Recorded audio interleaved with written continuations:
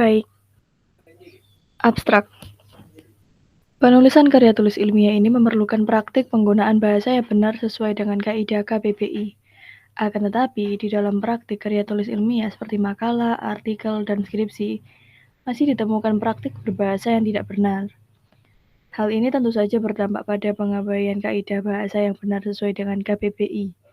Tujuan penulisan karya tulis ilmiah ini untuk mengkaji berbagai macam kesalahan berbahasa yang sudah dianggap sebagai kebenaran oleh mahasiswa. Hal ini didasari pada ketidaktahuan mereka tentang bahasa yang benar di dalam KBBI, sehingga kata yang digunakan sering mengabaikan kaidah yang benar. Penelitian ini termasuk ke dalam jenis penelitian kualitatif deskriptif, dengan memaparkan hasil temuan penelitian menggunakan teks secara detail. Peneliti menggunakan pendekatan analisis ini untuk menganalisis karya tulis ilmiah mahasiswa. Kemudian, kesalahan tersebut diklasifikasi berdasarkan jenis yang sering salah di dalam praktik penulisannya. Berdasarkan penelitian yang dilakukan, disimpulkan bahwa dalam karya tulis ilmiah, mahasiswa masih banyak ditemukan kesalahan berbahasa yang mereka anggap sebagai suatu bentuk kata yang benar. Kata kunci, bentuk kesalahan penulisan, jenis kesalahan, dan kata baku. Bab 1. Pendahuluan. Latar belakang. Penggunaan bahasa Indonesia yang benar sudah seharusnya diterapkan di dalam praktik penulisan karya tulis ilmiah. Hal ini bertujuan untuk membedakan antara bahasa yang baik dan benar sesuai dengan kaidah KBBI, UEB, dan tata bahasa baku. Akan tetapi, di dalam era modern seperti saat ini, generasi milenial cenderung menggunakan bahasa yang baik saja di dalam komunikasi. Yang berdampak mereka terbiasa menggunakan bahasa yang baik dan tidak mengetahui penggunaan bahasa Indonesia dalam konteks yang benar. Tren berbahasa yang berkembang dalam era modern membuat bahasa yang benar semakin jarang digunakan. Misalnya saja kata praktik yang sering dituliskan praktek dan kata sekadar yang memiliki bentuk benar sekadar. Kedua kata tersebut justru sering dianggap sebagai suatu bentuk benar. Hal inilah yang membuat dalam praktik penulisan karya tulis ilmiah sering ditemukan bentuk tidak baku. Selain itu, tren berbahasa, faktor komunikasi antara pengguna bahasa seperti di media sosial, komunikasi langsung dan bahasa yang ada di ruang publik mengutamakan bahasa yang baik. Praktik berbahasa di ruang publik seperti bahasa dalam iklan masih ditemukan praktik berbahasa yang hanya mengutamakan konsep baik dan mengabaikan kaidah benar di dalam bahasa. Misalnya saja kata dijual masih ditulis di dalam bahasa iklan dan penggunaan kata dituliskan terpisah. Hal ini tentu saja merujuk pada maknanya yang berbeda, karena di yang dituliskan terpisah merujuk pada keterangan seperti tempat, seperti di antara, di rumah, di sekolah. Kesalahan berbahasa seperti yang sudah disampaikan di atas seharusnya menjadi perhatian generasi milenial sebagai penerus bangsa. Mereka dapat dengan mudah mengetahui suatu kata baku atau kata tidak baku yang merujuk dengan KBBI via daring atau luring yang disediakan secara gratis oleh Badan Pengembangan Bahasa dan Perbukuan. Permasalahannya, generasi milenial tidak semuanya menyadari pentingnya penggunaan KBBI. Mereka mengunduh kamus tersebut, tetapi tidak semua orang menggunakan untuk memeriksa suatu kata. Selain permasalahan yang sudah disebutkan tadi, faktor kelaziman dalam interaksi membuat suatu bahasa yang salah dianggap sebagai suatu bentuk yang benar. Sebagai seorang pengguna bahasa, seorang harus mampu memposisikan dirinya di dalam berkomunikasi. Tujuannya adalah agar mereka terbiasa dalam menggunakan bahasa yang benar dan perangkat penunjang dalam mengoreksi suatu bentuk kata. Hal ini senada dengan UU Nomor 24 Tahun 2009 yang menganjurkan penggunaan bahasa untuk menggunakan bahasa di ruang publik.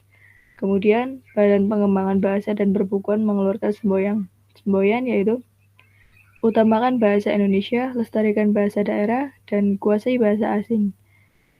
Semboyan tersebut membuat keharmonisan praktik berbahasa dengan konsep baik dan benar tanpa melupakan lainnya. Rumusan masalah. Berdasarkan latar belakang yang sudah dijelaskan, maka yang akan dikaji dalam penelitian ini adalah bagaimana penggunaan kata dan berbahasa yang benar sesuai dengan KBBI, PUEBI, dan tata bahasa baku. Tujuan penelitian yaitu berpijak dari rumusan masalah. Penelitian ini memiliki tujuan untuk mengkaji praktik berbahasa yang dilakukan oleh mahasiswa dalam karya tulis ilmiah. Peneliti memfokuskan pada kata tidak baku, kata depan, awalan, dan penulisan bentuk turunan yang kadang masih salah di dalam penulisannya. Manfaat penelitian. Penelitian ini diharapkan dapat memberi manfaat teoritis, yaitu untuk menambah pengetahuan tentang kesalahan berbahasa di dalam penulisan karya tulis ilmiah, dan manfaat praktis, yaitu diharapkan penelitian ini dapat digunakan sebagai bahan ajar serta sumbangan pemikiran bagi penelitian selanjutnya. Terima kasih.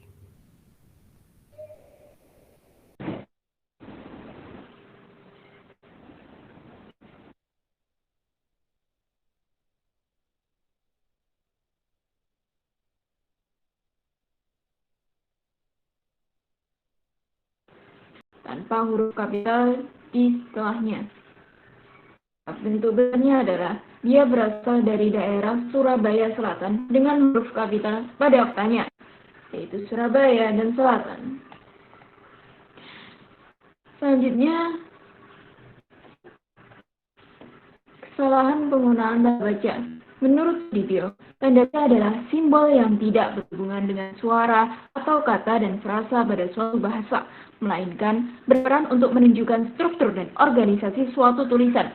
Jenis-jenis kesalahan dalam penerapan tanda baca. Misal, pada tanda titik, bentuk salahnya D titik S titik B titik. Padahal bentuk benarnya adalah D S B lalu titik tanpa tanda titik sebelumnya.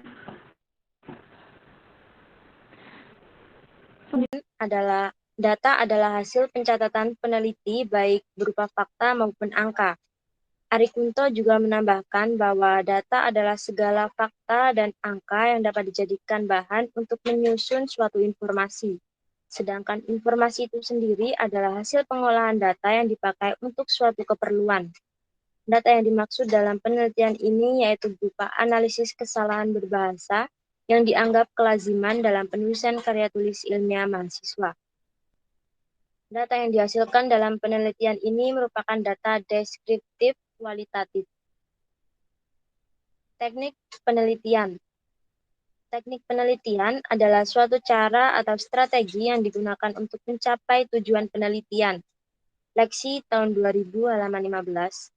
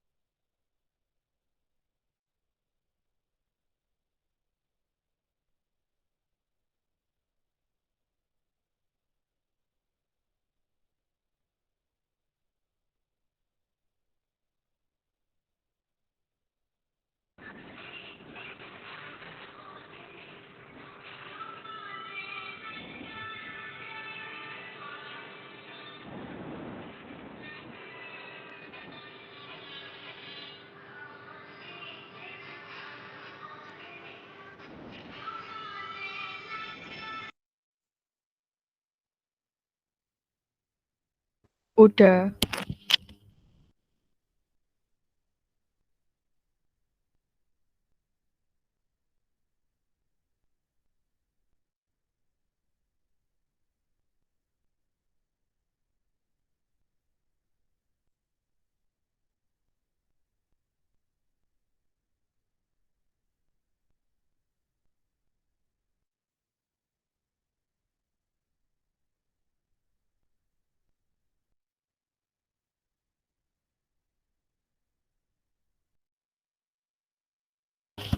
Wassalamualaikum.